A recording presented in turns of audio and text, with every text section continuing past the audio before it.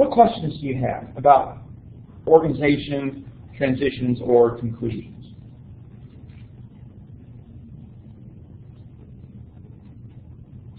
Let's move on then to talking about possible pitfalls, places that you want to avoid, things that can lead you off track and might disrupt what you're trying to achieve in your paper. There are a couple of areas that I would like to highlight. These are certainly not all of the areas that we could point to. I would remind you, for example, of those logical fallacies we talked about a couple of classes ago, where you're attacking a person rather than an idea, the ad hominem fallacy, and setting up a straw figure rather than addressing specifically the issues, over-exaggerating consequences, all of these kind of things we've talked about before, but I would remind you to be careful about that. I'd remind you as well about the problems with bad logic. You start off with a false premise, you'll end up with a faulty conclusion. If you don't observe enough occasions, you can't draw general principles. We talked about on Monday being careful with grammar or word usage. Sometimes I'll be reading along in a paper, come across the word that somebody has used. I'll look at it, think about it in its context, and I'll think, that word doesn't mean what you think it means. And so be careful that the words you're using are the words you want to use. Make sure that your grammar is clear. And so if you need to, go back.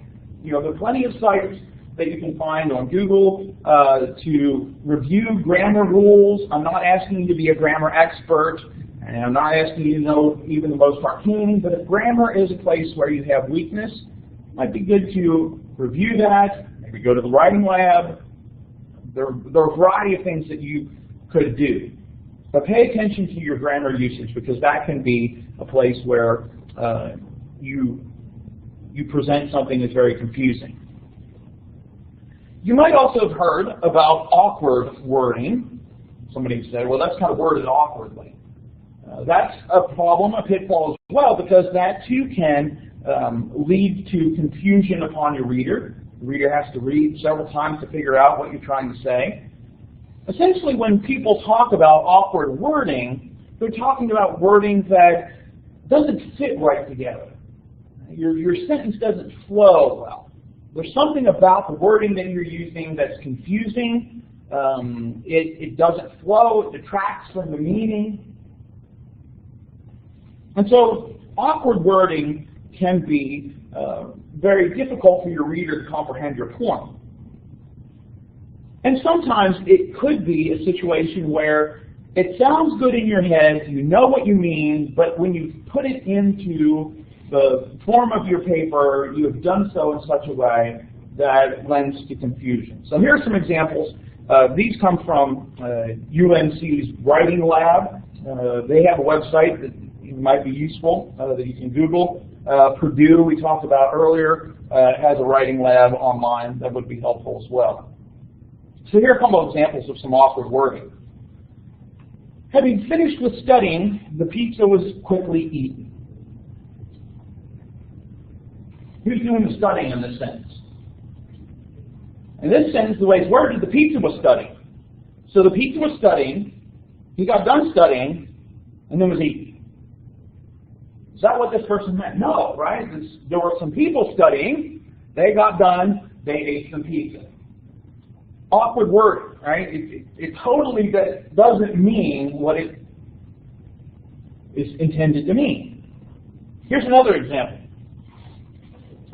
Crete Indians were a monotonous culture until French and British settlers arrived. Here's a case of, you keep using that word, I do not think it means what you think it means. Monotonous is not the word that they mean. And homogeneous is probably the word that they mean. Monotonous means boring. It means that not much happens. It's the same day after day. Probably not what this person meant. They meant it was right? That it was just a homogeneous culture, everybody lived the same way until the French and British arrived, and then things began to change. So confusion, using words that don't mean what you think they mean, sometimes communicating things that end up being a little humorous when humor is not intended. So for example, this one, I sprayed the ants in their private places. Is that really? How would you accomplish that with ants? All right. What you meant is I found the little places where they're hidden, and I sprayed those to kill the ants. Where that's not what you said. You said, now probably not a sentence that will show up in your paper. I don't know that this is going to be useful to you. But sometimes we can use these words and they kind of make sense in our heads, but once they get out there, they don't make sense to someone else. Sometimes it can be as simple as our pronoun usage. My cousin Jake hugged my brother Trey, even though he didn't like him very much. Who doesn't like whom in this case? Is it that Jake hugged my brother Trey, even though Jake didn't like him very much? Or my cousin Trey hugged my brother Trey, my cousin Jake hugged my brother Trey, even though Trey didn't like him very much. So watch out if you're using those pronouns to make sure the reader knows who you're talking about.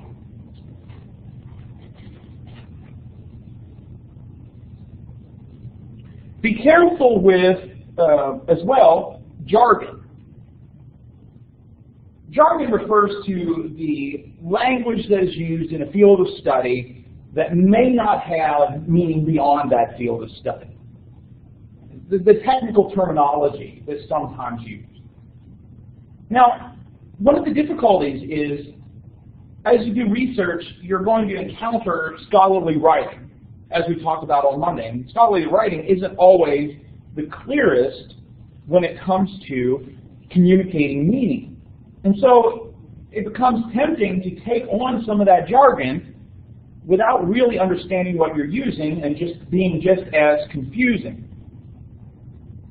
So for example, writing a sentence like this: the dialectical interface between Neoplatonists and anti-disestablishment Catholics offers an algorithm for deontological thought. I'm sorry to say what? Now, again, dialectical anti-disestablishmentism, these are jargon terms. They have some meaning, and within a scholarly field, probably an academic who's reading a paper that includes a sentence like this would know what they're talking about. But if you put a sentence like this in your paper, you know what you're saying. Now, maybe it would be better to say something more along the lines of this: the dialogue between Neoplatonists and certain Catholics is a model for deontological thought. In this case, of course, we're assuming that deontological thought is an important part of your paper. Essentially, deontological thought has to do with ethics related to duty. And so you behave ethically because it's your duty to behave ethically. So in the context of a paper in philosophy, it might be important, or it might be important to use this term, even though it is in a sense jargon. Right? Most people, when they talk about how to behave, what's right, what's wrong, don't use deontology. They might exhibit it, but they won't necessarily use the term. But in a case like this, let's say you're writing a paper for a philosophy class, it might be important to use some jargon, but you have to be careful that you're not using too much and leading to confusion rather than clarity.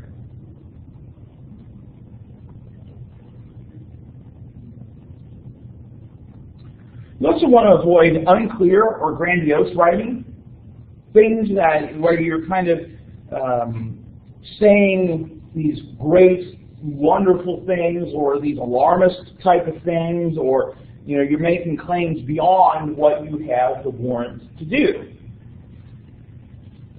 Sometimes that ends up being unclear. So in something like this, society, whatever society is, teaches young girls that beauty is their most important quality. In order to prevent eating disorders and other health problems, we must change society. Now, in this case, on the surface of it, it's pretty clear. The meaning comes across. But in using these terms like society, what do you mean by society? Is it media? Is it advertising? Is it other things? What are you trying to ultimately change?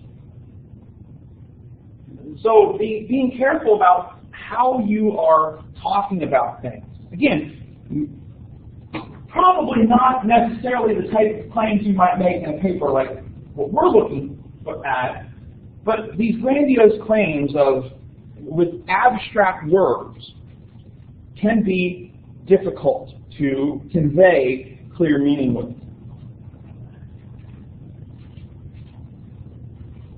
So it's important in your papers to avoid wordiness. Using multiple words to say something when you could say it with one or two. Here are some examples. If you find yourself writing phrases like this, there are probably ways that you can say it more simply.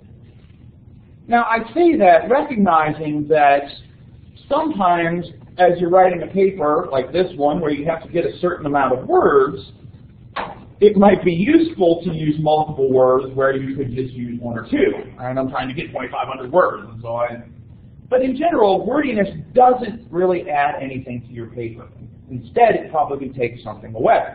So there are simpler ways to say these things that convey the meaning in much more concise wording, uses it, in a sense, economically, so that it can be useful to people. So, for example, let's talk through some of these. Instead of saying, I came to the realization that, what might you say?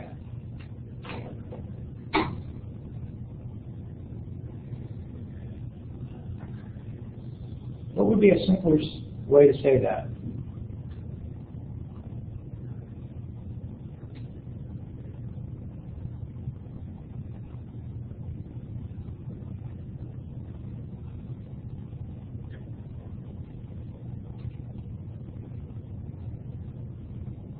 How about just, I realized? Right? Instead of I came to the realization that, I realized that. How about concerning the matter of? What would be a simpler way to say that instead of using that phrase? Concerning would be a way to do it. About might be another way to do it. Right? So instead of using 4 words, you could use 1. How about in the event that?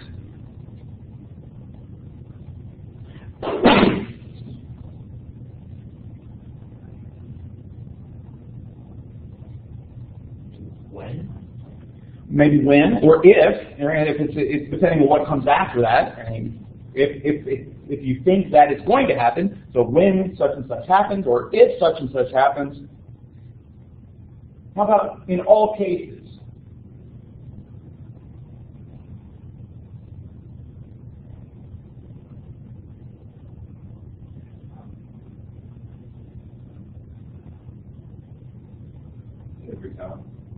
Every time, always might be another way as well. Instead of saying prior to, you could say before. Instead of saying at that point in time, you could say then. And so again, the temptation might be, well, I need to fill up words, and so I'm going to use a lot of words. But wise use of wordage is probably a better approach in order to clearly communicate. You also want to avoid, if at all possible, cliches. Cliches or colloquialisms are phrases that are essentially overused. They might not communicate as much as someone said recently that I heard. cliches are such a pain in the neck. Of course, pain in the neck is a cliche. So avoid cliches. Instead of saying agree to disagree, just say disagree. Right? Instead of saying dead as a doornail, just say dead. Instead of saying up in the air, say undecided or unknown. Instead of let the cat out of the bag, again, probably not a phrase you're going to use in a paper in biblical studies, but watching out for those kind of phrases. Right? Revealed instead of let the cat out of the bag might be a way to do it.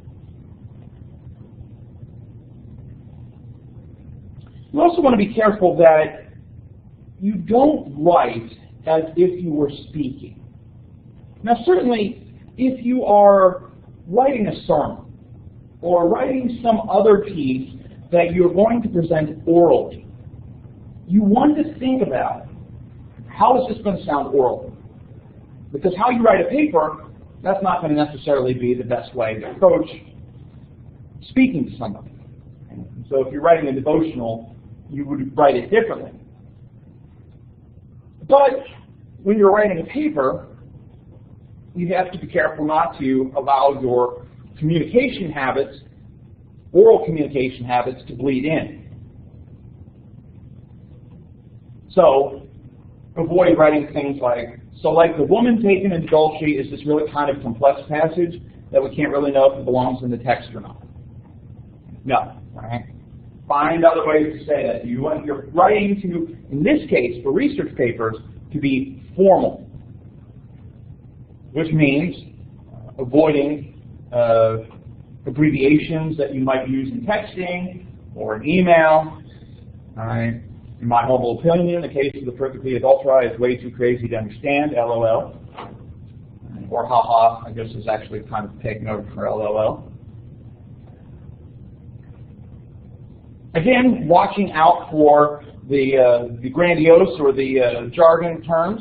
The Percopy Adulterae confounds antiquated attempts to delineate paradigmatic methodology to prognosticate textual multiplicities until causation is adequately ascertained. That might be something you might try to write. I would encourage you not to. Instead, you might write something more simple, clear, concise, right? The Pericope Adulterae challenges our traditional understandings of how to determine whether a text is authentic or not. It says the same thing, but this time, I actually understand what you're saying. So we don't want to go too far the one way and have this jargon-filled, incomprehensible approach, and you don't want to go the other way where it's so informal, it's so unconscious of conventions of grammar, etc.